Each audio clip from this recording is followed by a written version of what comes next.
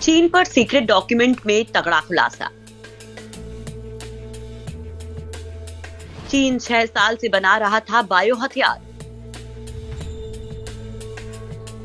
तेजी से चल रही थी तीसरे विश्व युद्ध की तैयारी। कोरोना वायरस की महामारी करीब 1.5 साल बाद भी विकराल होती जा रही है और अभी तक उसकी उत्पत्ति को लेकर ठोस सबूत नहीं मिल सके हैं।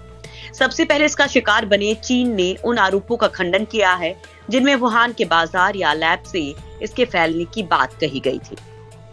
हालांकि 6 साल पुराने दस्तावेज के मुताबिक चीनी वैज्ञानिक कोरोना वायरस की मदद से जैव हथियार तैयार करने का काम कर रहे थे, जिससे तीसरा विश्व युद्ध लड़ा जा सके। अमेरिकी अधिकारियों को मिले इस दस्तावेज में 6 साल से जैव और जेनेटिक हथियार तैयार करने की बात कही गई है। अमेरिकी विदेश मंत्रालय को मिले दस्तावेज में दावा किया गया है कि ऐसे युद्ध में जीत के लिए जैव हथियार अहम होंगे।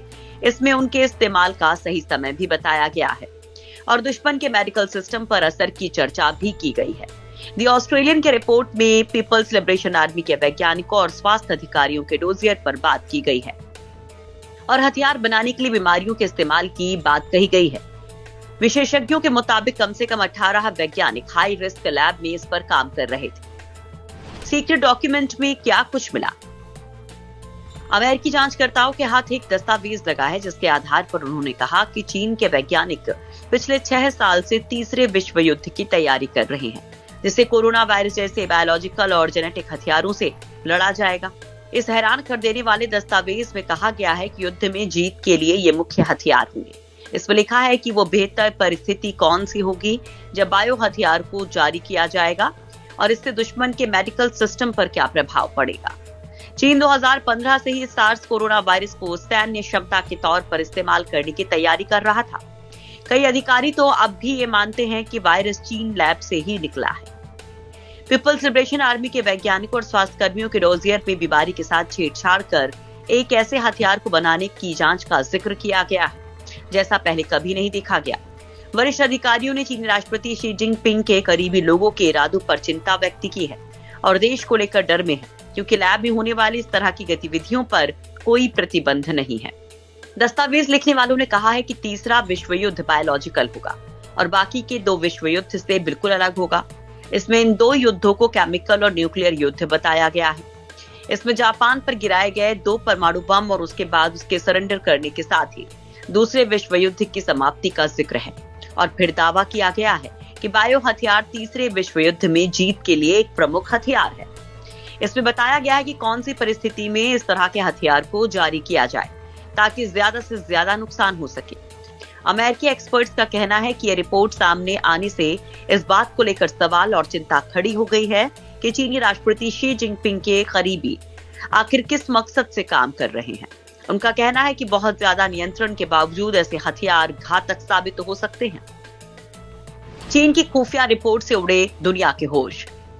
New species of man made viruses as genetic bioweapons नाम के दस्तावेज में हथियार के सही समय पर इस्तेमाल से ज्यादा नुकसान पर चर्चा की गई है।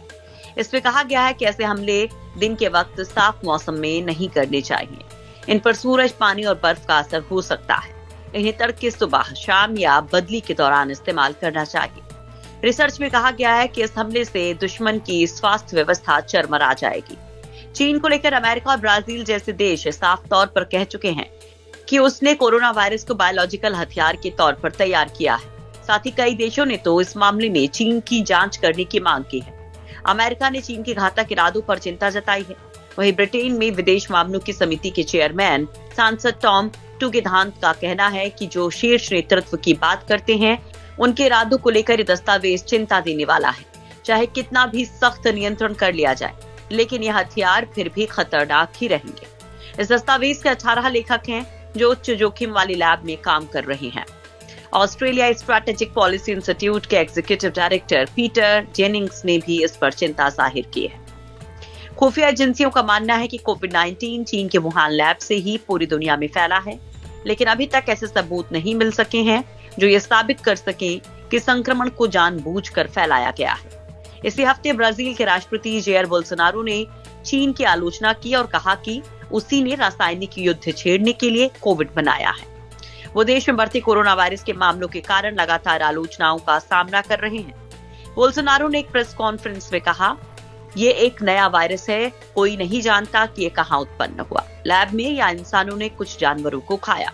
सेना जानती है कि रासायनिक, बैक्टीरियोलॉजिकल और रेडियोलॉजिकल युद्ध क्या होता है। क्या हम एक नए युद्ध का सामना नहीं कर रहे हैं? किस देश ने अपनी जीडीपी को सबसे ज्यादा बढ़ाया है? मैं आपको नहीं बता सकता।